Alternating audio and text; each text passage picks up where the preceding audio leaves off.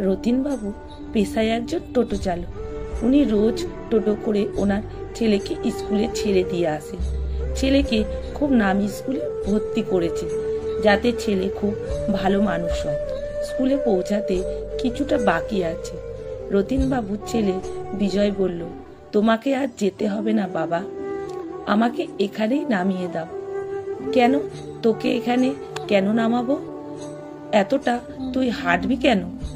তুই বসে থাক, আমি আর একটু এগিয়ে একদম স্কুলের গেটে ছেড়ে দেব।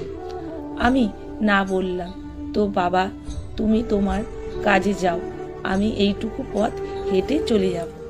রতিনবাবু বললেন, ঠিক আছে, সাবধানে যাস, জল খাবি, বেশি করে টিফিনটা খেয়ে নিস।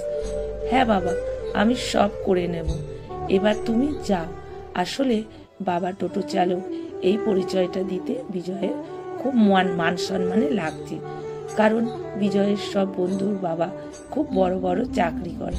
সেই জায়গায় বিজয়ের বাবা সামান্য একজন টোটো চালক, তাই বিজয় বাবার পরিচয় দিতে লজ্জা বোধ করে। একদিন স্কুলে গার্জিয়ান কল হলো, প্রত্যেকের ছাত্রের বাবা মাকে ডাকা হলো এবং প্রত্যেকের বাবা মা এসে উপস্থিত হলেন। বিজয়ের বাড়ি এসে বলল, আমাদের স্কুলে প্রত্যেকের ছাত্রছাত্রীর বাবা মা স্কুলে ডেকেছে, তোমরা কি আমার স্কুলে যাবে? আমি না হলে স্কুলে বলে দিই বাবা বাড়ি নেই আর মা অসুস্থ, তাই আসতে পারবে না। রতিনবাবু এবার বললেন, কেন তুই এই রকমটা কেন বলবি? স্কুলে ডেকেছে, আমরা যাব, তো কি হয়েছে? কত বড় স্কুলটা, তোদের ঘুরে দেখবো না? যেতে হবে না। কেন যাব বাবা? আমার মান সম্মান সব নষ্ট করে দিতে? কি বলছিস বাবু? আমি কেন তোর মান সম্মান নষ্ট করব? আমার সব বন্ধুর বাবা মা খুব ভালো, বড় বড় চাকরি করে, আর তুমি সামান্য টোটো চালক।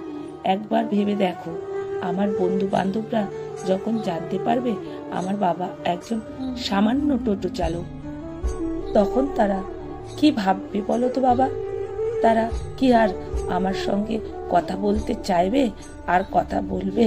তারপর স্কুলে তোমাকে যদি ইংলিশে কিছু বলতে চায়, তুমি কি বলতে পারবে?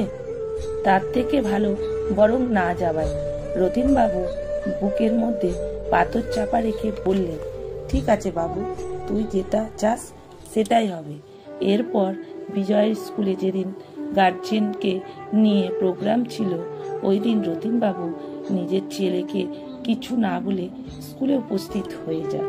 তারপর বিজয় মাইক্রোফোন ধরে ইংলিশে বলল, আমার বাবা বাইরে থাকেন আর মার কিছু একটা দরকারি কাজ আছে, তাই ওনারা এই অনুষ্ঠানে পৌঁছতে পারেনি। সেই সময় রতিনবাবু বলে উঠলেন, আমি বাইরে থাকি না, আমি এখানেই আছি। সবাই তখন পিছন ফিরে রতিনবাবুকে দেখলেন, তাকালো। রতিনবাবু আস্তে আস্তে স্টেজে উঠলেন। গায়ে আধময়লা জামা কাপড়, জুতো জোড়া যেন অনেকগুলো সেলাই করা আছে। তা এরপর রতিনবাবু ইংলিশে বলতে লাগলেন, আমি এইচএস পাস, পেশায় টোটো চালক। সংসারের অভাব থাকায় পড়াটা আর এগোতে পারিনি, কিন্তু তাই বড় চাকরি আমার কপালে জোটেনি। বাড়িতে অভাব থাকায় ধরেছিলাম সংসারের হাল, তাই আমি চেষ্টা করেছিলাম আমার ছেলে যেন খুব ভালো পড়াশুনো করে, ওর পড়াশোনায় যেন কোনো বাধা না আসে। যেদিন বাড়ি গিয়ে আমার ছেলে আমাকে বলল, বাবা আমি টোটো চালাই বলে আমার পরিচয় দিতে ওর লজ্জা হচ্ছে। সত্যি বলছি, খুব কষ্ট হচ্ছিল। তারপরে ভাবলাম, সত্যি তো, আমার ছেলে এত বড় একটা স্কুলে পড়ে, কত ভালো ভালো পরিবারের ছেলে মেয়েরা ওর বন্ধু বান্ধব। আমার মতো টোটো চালক বাবার পরিচয় দিতে লজ্জা তো ওর একটু হবেই। এই দেখুন আমার গায়ে ময়লা জামা, ছেঁড়া জুতো, কিন্তু আমার ছেলে দিকে তাকিয়ে দেখুন, সবকিছু কেমন ঝকঝকে, পুরো রাজপুত্রের মতন লাগছে। আমাকে কি ওর বাবা বলে মানায় না? আমি বেশি কিছু চাই না জানেন, শুধু চাই ও পড়াশুনো করে নিজের পায়ে দাঁড়াক। আমার মতো কষ্টের জীবন যেন ওর না হয়, ও যেন অনেক বড় হয়। ও যদি চায় না চায় আমি আর কোনোদিনও আসবো না আপনাদের স্কুলে। বাবু, আমি আর কোনোদিন আসবো না রে তোর স্কুলে তোর মান সম্মান নষ্ট করতে। এই কথাগুলো বাবা বলল। তুই ভালো করে পড়াশুনো কর, এইটুকুই শুধু চাই। দর্শকের আসনে বসে থাকা অনেকের চোখে তখন জল ভর্তি। বিজয়েরও চোখ থেকে জল গড়িয়ে পড়ছে।